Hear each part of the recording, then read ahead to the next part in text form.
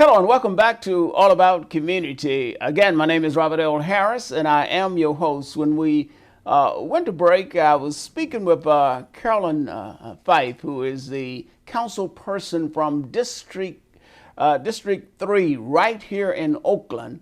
Carolyn, you were in the process of explaining. Let's talk a little bit more about some of the reasons why you decided to run for city council and some of the things that you hope to accomplish here.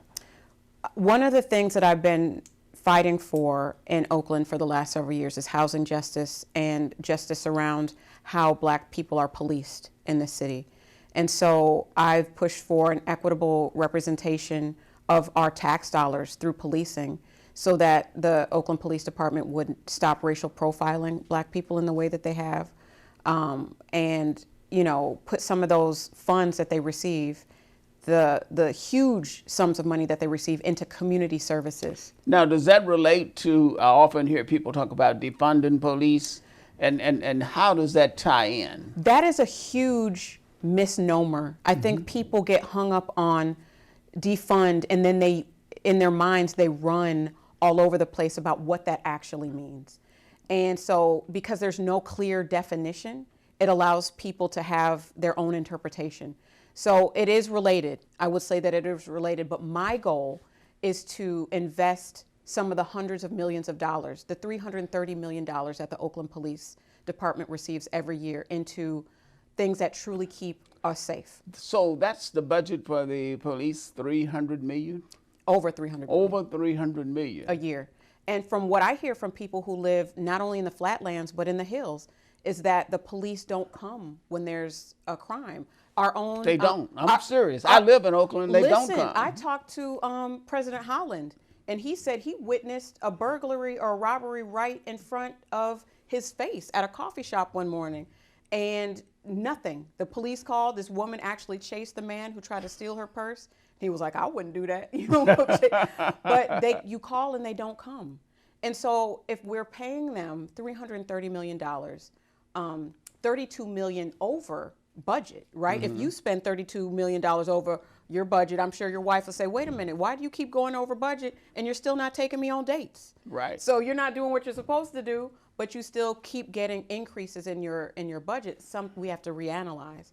And my thing is that we need we need funding for education, for after-school programs, for youth jobs, for housing, for health care, the things that truly keep us safe, because what we know is poverty is at the root of many of the things that we see. Even with the man who was recently involved in the homicide of an Asian person near the downtown area, they said he went and bought Taco Bell with the money that he stole from this person. So if you're killing people and you're going to Taco Bell, then you have some needs that are not met, and we cannot serve two masters. So we're going to keep investing in policing for officers who might show up and who might not, that are not patrolling. Well, what are those officers doing? I was in a podcast show a few weeks ago with Ronald Muhammad. He's a community organizer in my district, and he said they're sitting on their hands right now because they're mad that people are calling for a reinvestment of their budget in other places. Mad? They're frustrated. They're well, if they're mad, what do they think we are? We're angry. Yeah, and we need to figure it out. I don't see why reinvesting 10% of that $330 million would hurt the police officers, because there are people like, we don't need horses, right? That's millions of dollars. Invest that into an after-school program. Invest that into a pre-K program to teach our kids how to read. There are ways that we can. Wait a minute. It's beginning to sink in. Horses? Why do we have horses? I'm not clear on that. I mean, I can understand bicycles, I can understand motorcycles, but horses? Yeah, we have patrols that are on horseback. Well, they'd be better off walking.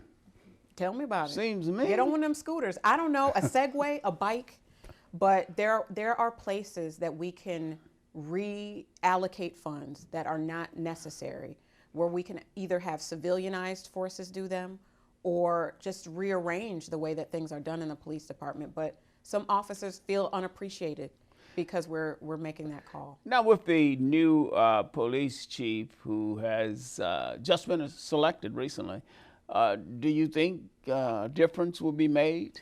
I hope so. I believe he really cares. He's from the community. From Oakland, right? He's from West Oakland, Right. So I am hopeful that he can see what's going on in the police department and they don't fight him. Oh, you know they're gonna. I know the Oakland Police Officers Association. They fight. Right.